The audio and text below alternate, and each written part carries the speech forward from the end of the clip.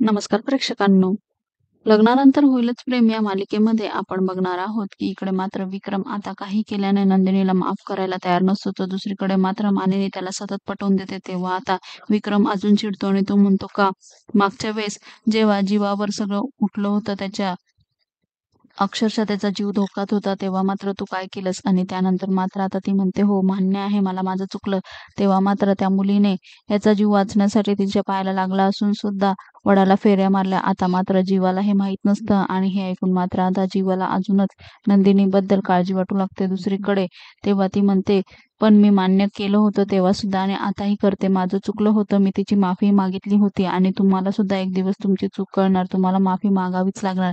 त्यानंतर मात्र आता विक्रम जोरात ओरडतो, म्हणतो, "मी माफी मागणार नाही. तिने मागितली का वसुंधराताईची माफी आणि मी कशाला मागणार माफी?" तर तेव्हा पुन्हा आता दोघांचे वाद अचानक खूपच वाढतात आणि त्यामुळे चौघही मुले खूप दुखावतात. त्यांना मात्र आई-वडिलांचे प्रेमाने घालवलेले सगळे क्षण आठवत असतात आणि आता त्यांच्यामुळे या घरामध्ये काय वाद होत आहे हे बघून मात्र आता नंदिनी मात्र खूप दुखावते. तर दुसरीकडे काव्यालाही प्रचंड धक्का बसतो आणि जीवा आणि पार्थला सुद्धा आता आई-वडिलांचं हे भांडण बघून आता प्रचंड त्रास होत असतो.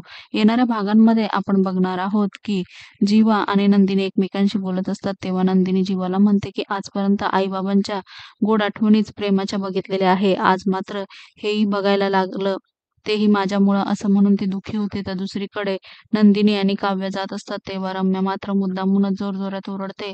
आता मात्र कोणाला तरी घर सोडावं लागणार आहे आणि काव्य चिडत असते. परंतु नंदिनी तिला रूममध्ये घेऊन जाते आणि त्यानंतर ती तिला समजावते. तेव्हा आता हा राग शांत कर आणि काव्या म्हणते, "हा राग शांत होणार नाही जोपर्यंत त्या दोघींना मी त्यांची जागा दाखवून देत नाही ना तोपर्यंत." तेव्हा आता नंदिनी पुन्हा तिला म्हणते, "हो, मान्य आहे मला, पण आता ॲक्शन तुझी आणि पद्धत माझी." असं म्हणून नंदिनी काव्याकडे बघते आणि दोघीही एकमेकींना प्रेमाने जवळ घेतात. मालिकेच्या अशाच नवनवीन भागांसाठी आपल्या चॅनलला नक्की लाईक करा, शेअर करा, सबस्क्राईब करा.